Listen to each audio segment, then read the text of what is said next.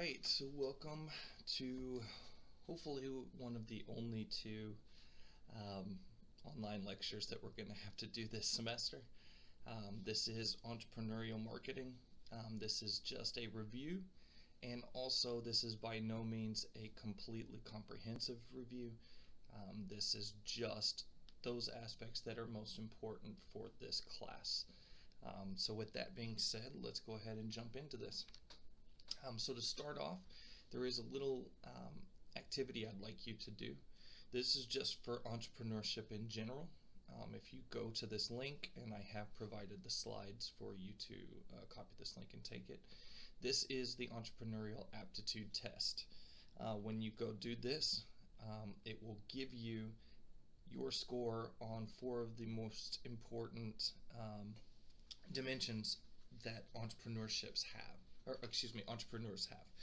And your score on this will tell you a lot about who you are as an entrepreneur, and it will also help you as we move on to the next slide to determine how good of an entrepreneur you might be.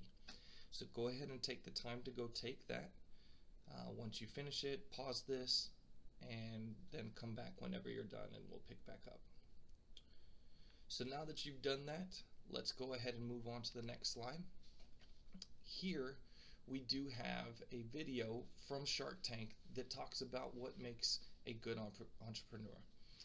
The people from Shark Tank go through some of their best pitches that they've seen. They talk about why it's good, and they talk about the things that are strengths that entrepreneurs have. Now, while this doesn't directly map to what you just took, it does cover almost all of the things that we talked about. So you can see kind of what your ability as an entrepreneur would be, your ability to strike into this market if it's something that you've been interested in doing. Now that we've covered that, that's just entrepreneurship in general. Even if you're not a good entrepreneur, that doesn't mean that you can't be good at entrepreneurial marketing. What you're going to see as we go through this, all of the concepts that we talk about in marketing in general apply, whether it's early as an entrepreneur or whether it's late as a large corporation. The only thing that changes is our focus. And so what we're going to talk about is that gradual shift from entrepreneurial marketing to marketing strategy as a whole. We're going to talk about those changes in focus, and we're also going to talk about those things that apply for this class. You'll notice in this class you have a project that that forces you to be an entrepreneur, introducing a new product that doesn't exist. You're going to write out a market plan that also will walk you through what we're about to see, and then you also have cases and team failure presentations where you look at corporations that are already in the later stages. The whole course is designed around this idea, so this lecture is just an attempt to establish that foundation and get you prepared for what we're going to do. So let's go ahead and jump into entrepreneurial marketing specifically. Now, as you can see, what happens is when we're a startup, we're going to go through a transition process and eventually hopefully evolve into a large corporation. So early, we're searching for a business model. Then as we transition successfully because we have found a business model that works, we're going to start getting into actually executing that business model. When we're early, we have unknown customers, we have unknown features, so we have to search for a product market fit, a scalable business model, and a repeatable sales model. On the flip side, once we've already gotten to where we're a large corporation, we're not really searching for anything. We are executing at that point. We have current customers and markets. We have known features. We have known proven business model and sales model. So at that point, we're executing and looking for ways to just improve or enhance on what we already do. Now, if you remember from our last lecture, we talked about why most products fail, why most products become dogs. Well, some of those main reasons were there is no market for it, so we didn't search for a product market fit. We weren't able to handle the amount of demand, so we didn't have a scalable business model. Nobody was interested. It was a good idea, but there was no market, so we didn't have a repeatable sales model, right? So all of these things are tying into what we already know from marketing. We're just now figuring out how to make sure that we don't become a dog. The way that we do that is covering all our bases early, focusing on the transition, and then getting to this point where we're executing our business model that is successful. We can't ever get here if we don't have a plan for the transition process.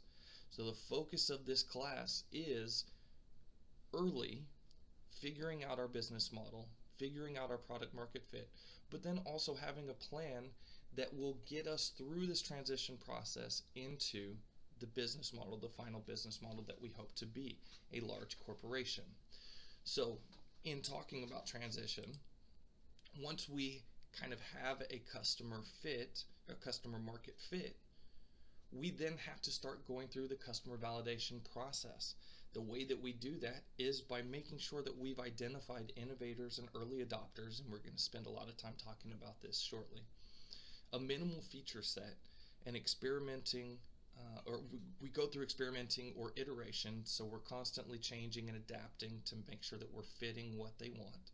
We got to have agile development, and we're also going to have a lack of a price list. These are all indicative of a small business. We shouldn't be large. We need to be agile so that we can develop. We talked about how MySpace became too large too quick, and they couldn't adapt to the changes in the market. We've got to experiment. We talked about how Facebook came out with Farmville and the mobile app. All of these things are things that need to happen early, and we're also going to have that lack of a price list because, as we're going to talk about when we get to the pricing part of this semester, we have to be able to change the price in order to take advantage of the later portions of the market entering into the market. We can charge a high price early for innovators. We can still charge a little bit of a high price for the early adopters, but we cannot charge a high price for the majority because the majority of people aren't going to have enough money to afford most of the things that are going to be new to the world developments. Because of that, we have to have a plan, but we have to have flexibility built into our plan. Now, once we've gotten past that, then our focus is on sales. So we will have a large sales organization. We will have marketing support. It'll be scalable. We'll have price lists and data sheets, and we'll have a revenue plan. All of these things are things that we're going to talk about in this semester, but we can't ignore the fact that to get to this point, we do have to have all of this under control as well. So we're going to first use this in order to get through our transition and get into the point where we can start talking about all of the things that we talk about in this class as far as established businesses. So the proposed solution, if you are a small business first starting off, most startups do fail because we don't have customers. It's not because of something wrong with our product development. So what we need to do is focus on customer development first. We need to have that customer market fit. In order to do that, we do need to develop and test our hypotheses. We've got to use a scientific approach. We'll link that with our business model, so our business definition. So all of these things, as we've been talking about, are interrelated. And then we'll make also customer development a completely separate task. This cannot be ignored, and most of the companies that wind up failing are companies where people think that they'll be able to just figure it out. Many entrepreneurs fail because they don't understand that customer development is just as important as product development. They get very attached to and really like their idea, they're passionate about their idea, and they think that because they love it, everyone will love it. That's not the case. We have to understand whether people are going to love it before we even decide what we can even sell. So this does need to be a separate process, and we do need to go through a scientific approach. Well, that scientific approach is going to require us to start at the beginning, right? We're going to have to go through our steps. We're going to have to identify a plan and have that plan step by step by step. If you've taken the market research course, which I'm assuming you have, you know We can't just jump right to the end with an experiment. We have to start at the beginning, and we have to cover all our bases before we move forward. The same thing is going to apply here.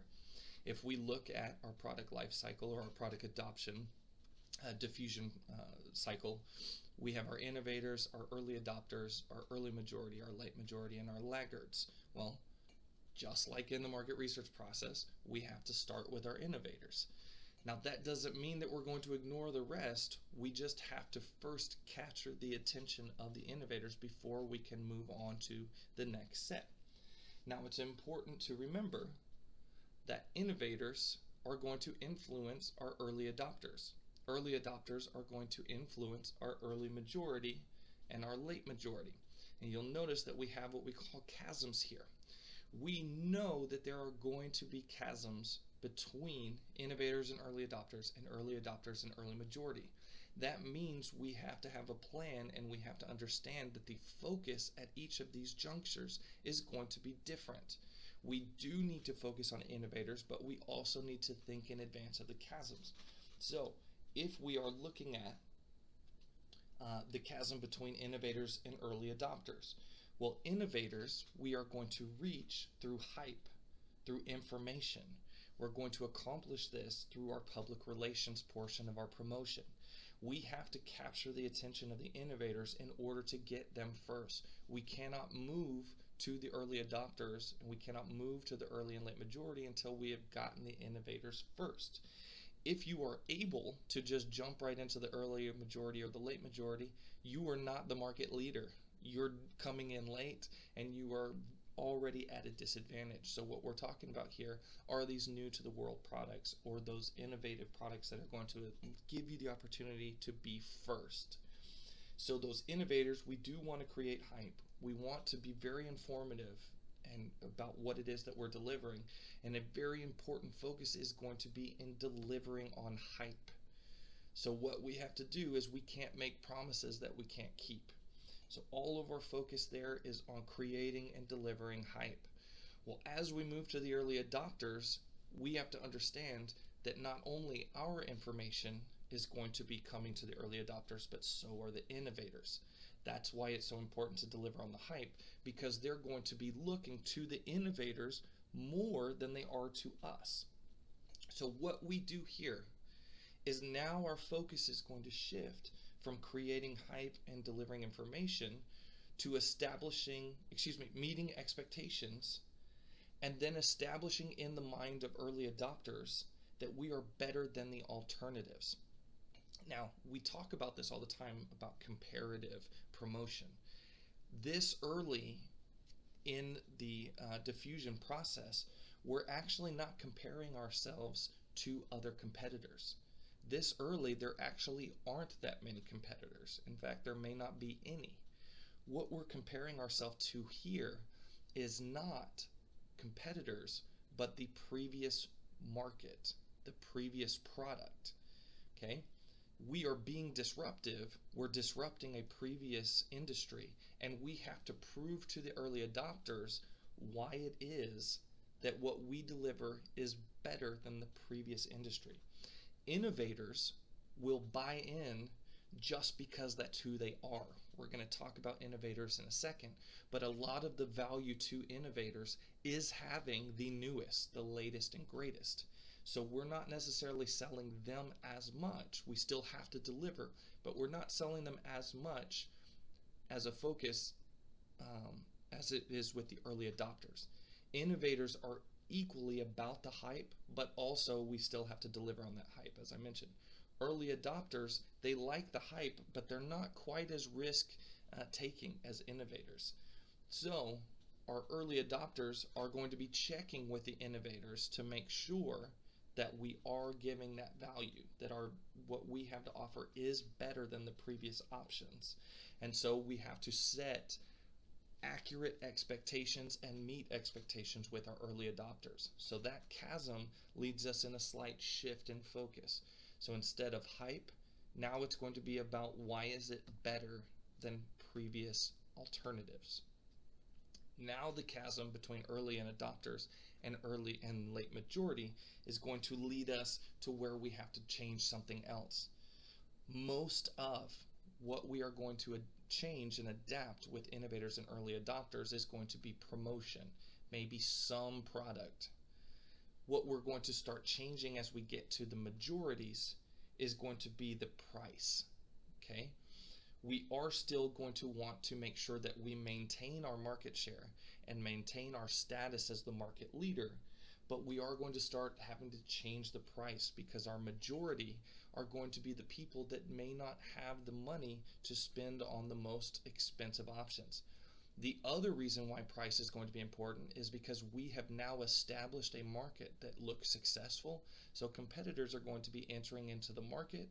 They're going to be driving the prices down, and so we have to be able to meet those price changes. We will still focus on promotion, but here the important thing to the majority is that you are the established leader. Apple was very successful because of how well they set themselves up with the innovators and the early adopters. The majority will buy things because it's what everyone does. So you could hear, especially when the iPhone first came out, people got the iPhone because everyone has an iPhone. That is the sign of the majority. Those are people who are getting it because everyone gets it. They don't have the money to spend quite like the innovators and the early adopters, and they also don't want to take those risks. So they get it when everyone has it. When you talk to somebody, you can identify whether they're an innovator or an early adopter versus a majority or a laggard simply by that one statement. If they have it because no one has it, then they are an innovator or an early adopter. If they have it because everyone has it, they are part of the majority. Okay, so that's what we're going to shift our promotion to.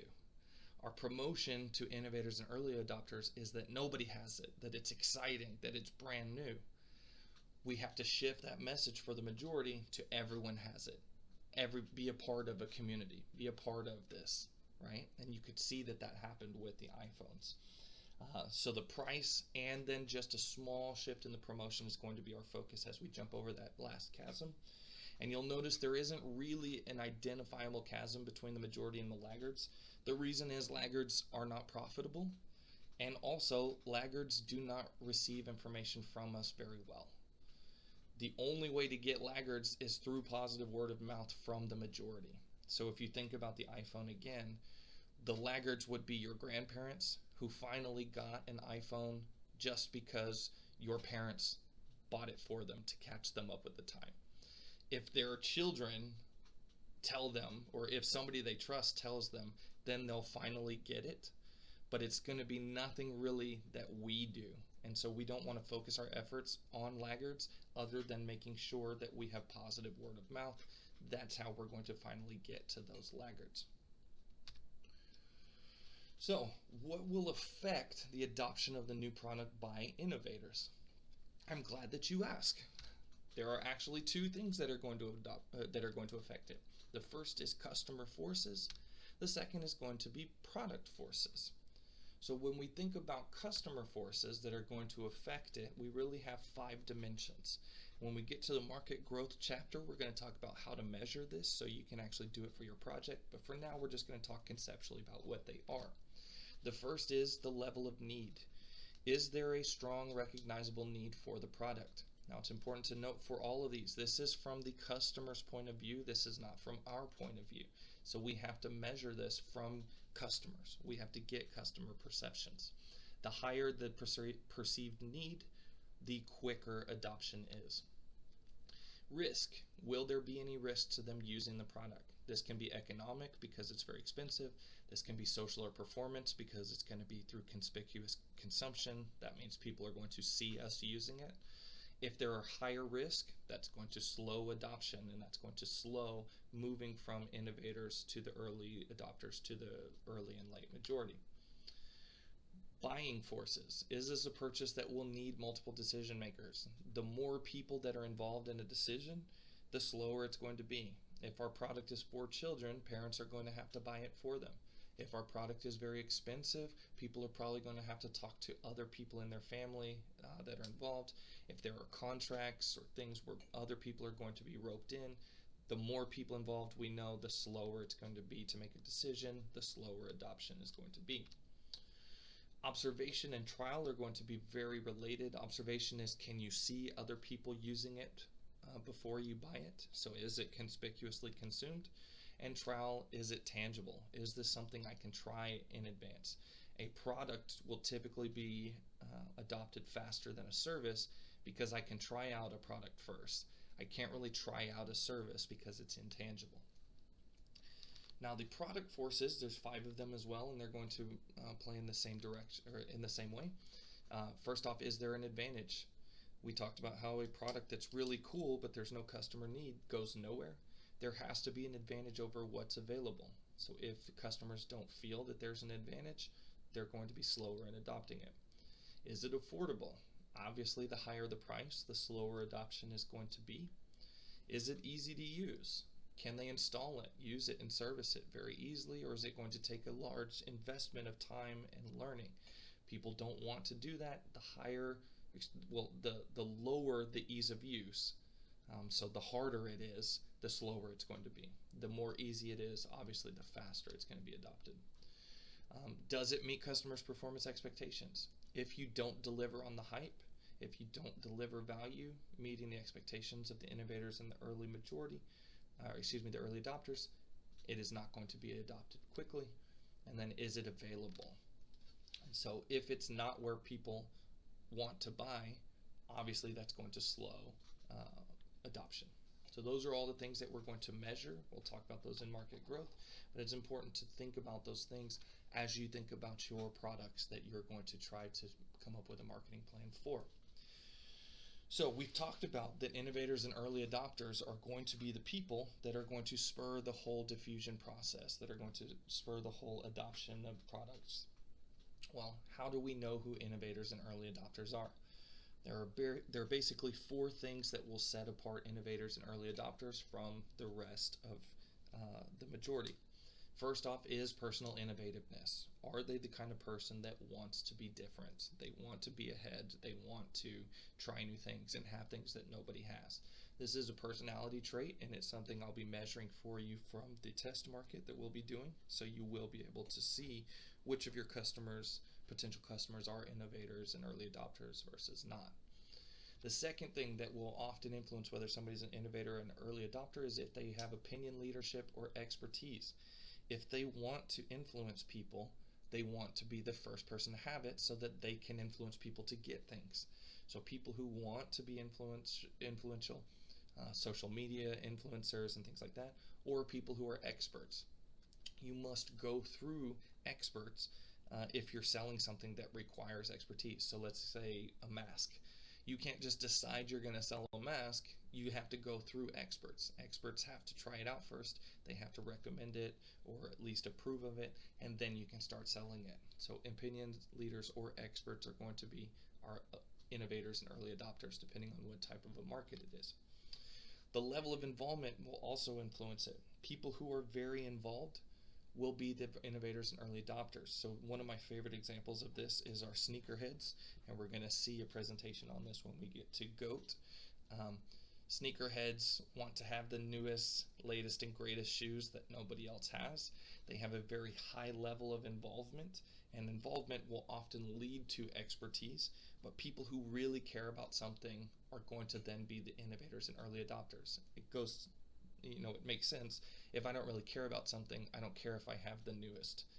If I really care about something, I want to keep getting the newest, right? So that applies to basically all products. And finally, the level of information seeking that somebody has.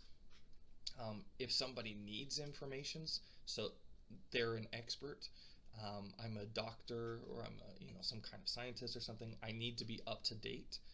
If I have high information need, then I'm going to be more of an innovator and early adopter. People who gather information, so journalists, media, things like that, consumer reports even, databases, things like that, they're also going to be early adopters and innovators because they need to have the information in order to do what they do. Same thing with information giving. Most information givers are going to be gatherers. There's really not a lot of reasons to gather without giving. So those are typically going to be some of the same people. And then people who have a high source preference. So those sneakerheads, again, are going to have sources that are very important to them. They're going to seek out what is the highest quality, what is the highest influence source. And so those are going to be people that will be early adopters and innovators.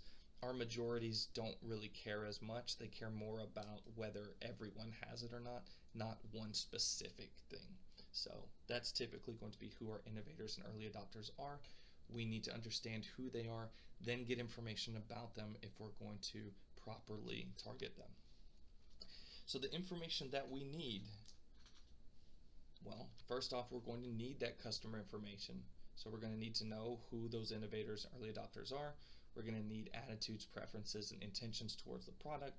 And we'll also need to know overall consumer behavior of the market that we're about to try to enter into or establish. That leads us into then the marketing environment information that we need, that we're going to need to accomplish through environmental scanning. So we'll need information about the competitive environment, the economic environment, political and legal, social, natural, and technological environment. We'll need all of this information in order for us to properly target and make sure that we establish ourselves in the best way to set ourselves up for success as we transition into hopefully a large corporation. So where do we get that information from? Thank you for asking again. This is a nice little tie back to market research, which I teach at the undergraduate level. We're going to get that through our market research. We'll define the information that we need, whether that's through conducting exploratory research or because we already know. Then we're going to need to check to see whether there's any secondary data available from internal or external sources. If not, then we'll have to generate primary data in order to get all of that information that we need moving forward. So it is important to not only have customer development as a separate process, but also market research. So where do we focus? Okay, we've talked about who we're going after and when we're going to go after them. Well, as we move from a small business to a large business, we have what we call a market leakage chain. Now, what that means is there are essentially 5 steps along the way from becoming aware that a product exists, so our awareness set, to purchase. And this is transitioning from the awareness set through the evoke set and consideration set into our purchase. Everybody will experience this, and there are different ways to go about this, and as we get to this chapter, I'm going to show you how to measure this and use this. But everybody goes through this transition. First, we have to be aware of the product or service. Then it has to be attractive to us. Then it has to be worth it. Then we have to intend to buy, and then we have to actually purchase it. Early, the biggest thing we have to focus on, not saying that we ignore these, but what we mostly focus on is awareness and attractiveness. We have to make people aware that something exists in order to get them to even attempt to buy it, right? To even consider it. Then we have to make sure it's attractive. So if we think about this from the adoption process, awareness starts through our innovators. Then we make sure it's attractive with our early adopters and innovators. Then we make sure that the price is okay with our early and late majority, and we make sure that our early and late majority intend to buy. This is where the mass of our customers is going to exist. So the focus that we have is going to be creating awareness through public relations early, then establishing value through all of our 4 Ps, but mostly the product and promotion. Then we're going to, as we get later, we're going to start focusing on our pricing to make sure that our pricing is okay. And then we're going to focus on our distribution to make sure that once somebody intends to buy it, that there is as little distance, whether that's time or physical distance, between their intention to buy and actually buying it. So this is how all of that plays out, tying together our 4 Ps. So just some final thoughts as I close out this lecture. This should be a continuous process. If we have a good plan, which your plan should do, you should be able to smoothly transition, knowing how we're going to move from one step to the next. We know our customers that we're going to move We're going to move from innovators to early adopters to the majority. We know our process. We're going to focus on our public relations. Then we're going to really focus on our product and promotion. Then we're going to focus on our pricing and then our distribution. We know how that should go, so we build our plan around that. That means that we should have a specific plan for how we're going, but we also need to have flexibility because we also need to be taking in information from the market environment. Another thing that is very important is that even though our focus may shift, we never stop doing the earlier things. We still need to make sure that we maintain awareness. We still need to make sure that we maintain attractiveness. But the way that we grow is by moving through those steps. So we need to always be evolving, never stop doing things, and make sure that we're always tapped into our customers and our market. And then finally, as just an aside, you are technically your own small business. A lot of people think about this and talk about this, but really and truly, you are your own small business. You are technically an entrepreneur, whether you are selling a product or whether it's just you as an employee. So if you think about the you forces and how those product forces can be adapted to you, advantage, is there a meaningful advantage over other potential and current employees? Do you as an employee have any advantage? Are you affordable? Is what you're expecting to get paid and what you're willing to do affordable compared to the other potential employees? Ease of use. I hesitated to include this. Are you easy to install, use, and service? What I mean by that is, are you low maintenance and do you have the ability to adapt? The higher on that you are, the lower maintenance and the higher the ability you have to adapt, the more that people are going to be willing to adopt you. Performance. Do you meet employers' performance expectations? Are you able to deliver on what you promise? And finally, are you available where employers want to hire?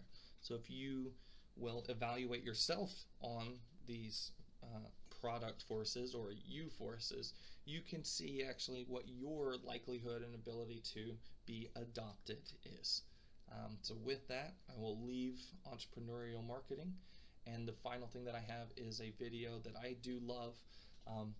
It's not specific to this chapter, which is why I included it at the end. You don't have to watch it if you don't want to, but I do love it because it's another way of approaching things from a different viewpoint, coming up with an uncommon solution. This guy is fantastic. This is a fantastic video, and it's another way for you to see what I'm trying to get for you out of this class, and that is to look at things from a different perspective and to come up with those uncommon solutions. Thank you, and I will see you all on Wednesday.